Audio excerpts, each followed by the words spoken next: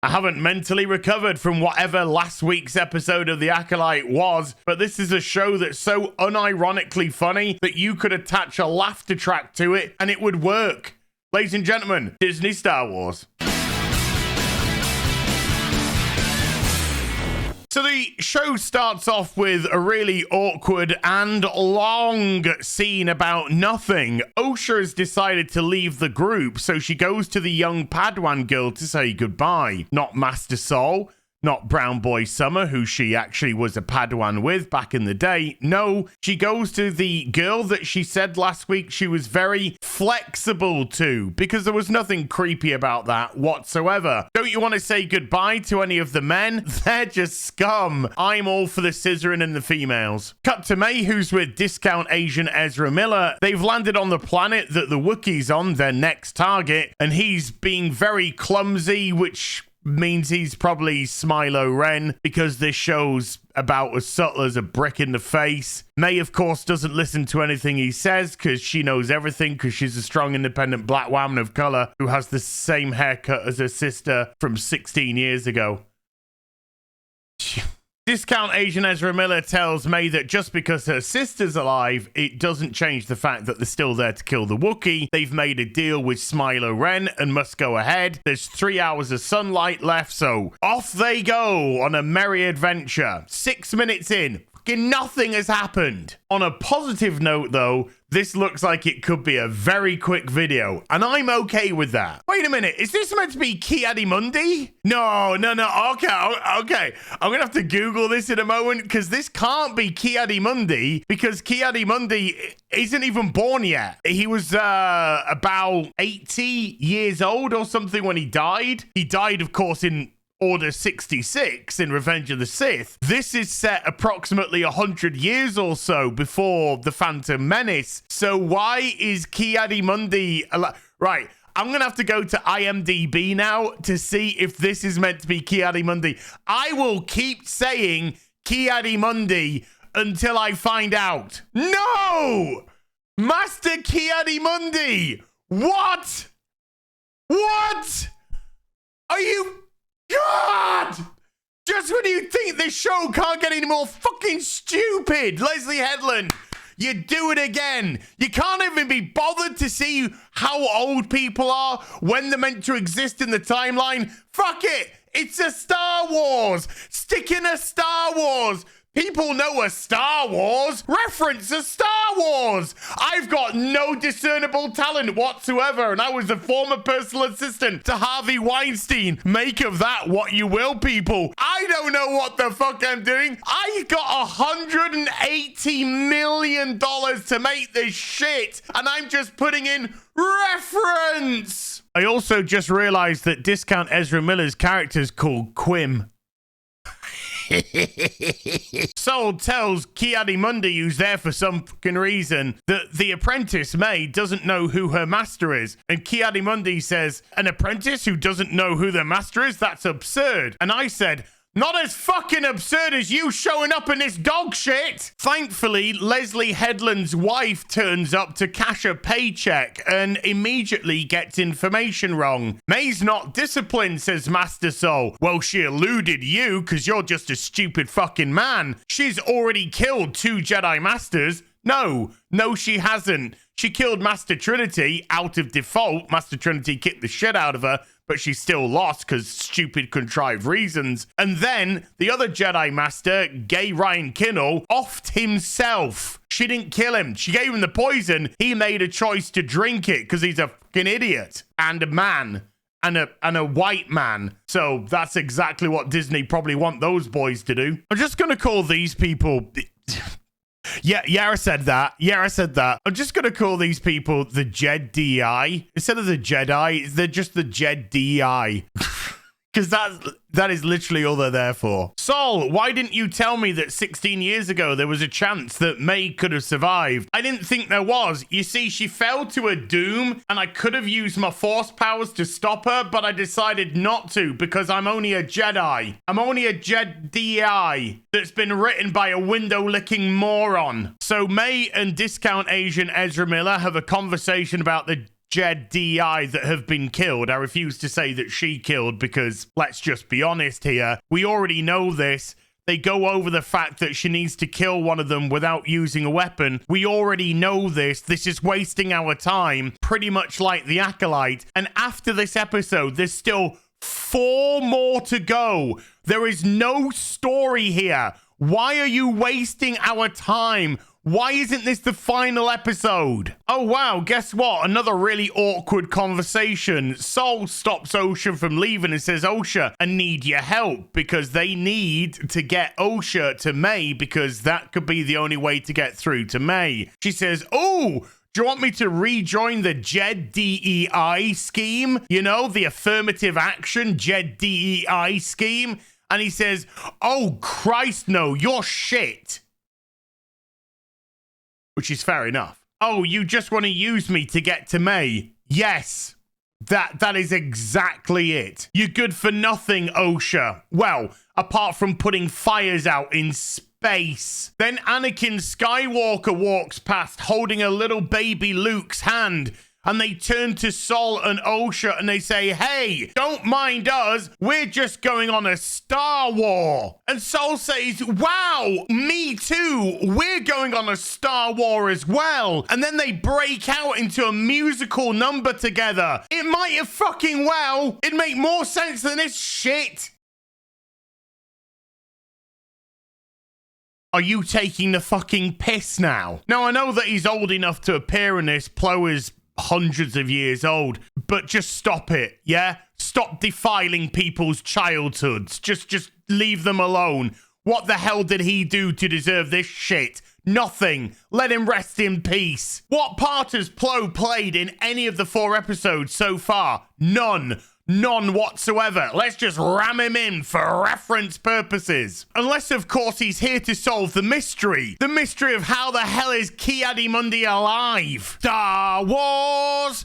Disney Star Wars! It's nothing like Star Wars! It's fucking shite! So Osha's Pip-Boy jizzes on this little creature's face. Osha apologizes, speaks to the Padawan and says, is they? Oh my god! Gotta get their preferred pronouns! Are they with us? Do you know what your pronoun is, Osha? It's cunt. The Jedi seem surprised that the Wookiee went into the forest. I'm just going to repeat that. The Jedi seem surprised that the Wookiee decided to go and live in the forest. Oh my God!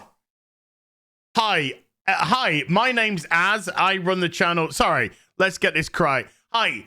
My name's Terrence Von Higginbottom. I play the character of Az on the channel HeelvsBabyface. I am currently watching the Disney Star Wars production of The Acolyte, a show about Jedi 100 years or so before the Phantom Menace, and they're trying to track down a dark Sith Lord person called Smilo Ren, who may or may not have got a couple of twins a nice haircut. Anywho, the Jedi are now looking for one of their own, a Master Jedi who's a Wookiee. They've landed on this planet, I think it's called Fuckwit Muck Tumbleweed, and the way that they're trying to find this Master Jedi is not by sensing the Force, because that's what they can fucking do as Jedi. No, they give a rag to a dog creature gerbil boy to sniff and track them. What am I fucking watching? How do they even have a rag of him? Huh? Did they go into his laundry in the Jedi Council? He's been here for a year, but his laundry's still there. Let's get a rag out. Let's give it to this dog gerbil creature. I've been holding onto this Wookiee's fucking rotten groin fucking pouch for a year, just for an occasion like that.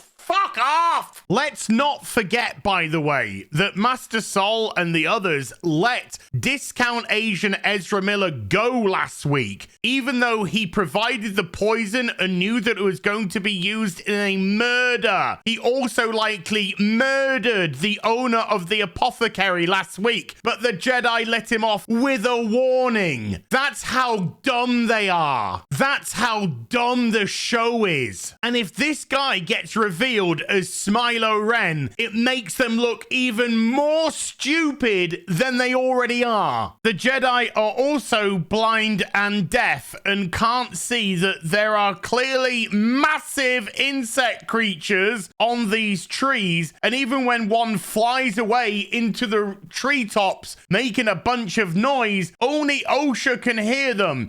Maybe it's her stunning and brave senses kicking in. We're dealing with the most retarded of Jedi, and I hope, I really do, that they all die. What is it? Says the Padawan to Osha. Osha replies, I could sense that creature and I touched it and now it's dead.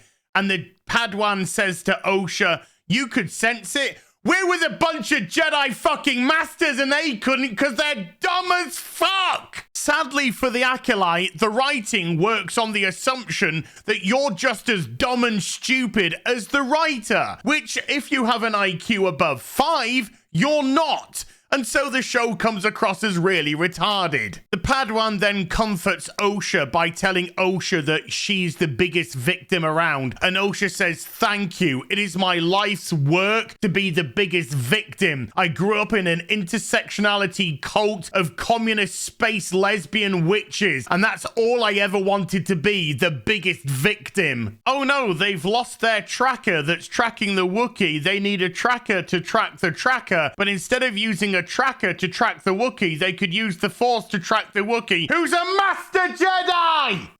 I despair. I despair, not just for the future of Star Wars, because it is dead, it's over, it's been over for so many years, and it's not gonna get better anytime soon. But I despair for writing in general, because absolutely out of nowhere, May, who's traveled to this planet to kill the Wookiee that's trekked through the woods for the last few hours to kill the Wookiee, who's now resting up because she wants to gather her strength, come at me with all your strength, to attack and kill the Wookiee, just gets up and says, hey, do you know what? I've decided I'm no longer bad. I've decided that I'm going to hand myself into the Jedi. I'm going to tell them everything about Smilo Ren. And because I'll do that, they won't put me in prison, even though I murdered Master Trinity and gave poison to Master Gay Ryan Kinnell. And if he comes to attack me, then he's got to find me first. And I'm going to have a bunch of Jedi with me because I may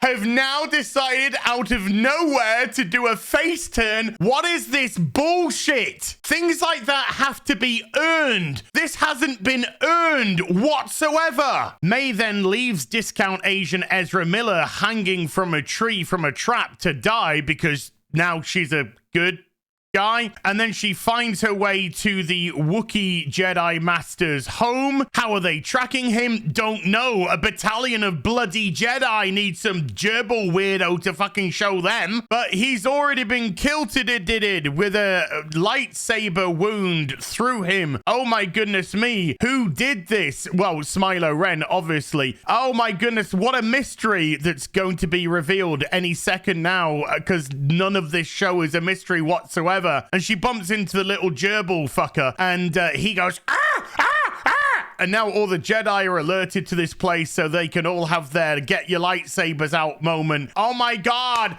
they sabered! They sabered! The Jed DEI arrive at the Wookiee Master's hut and they say, May, come out! But behind them, Smilo Ren appears. Oh my god! Oh my god, they sabered!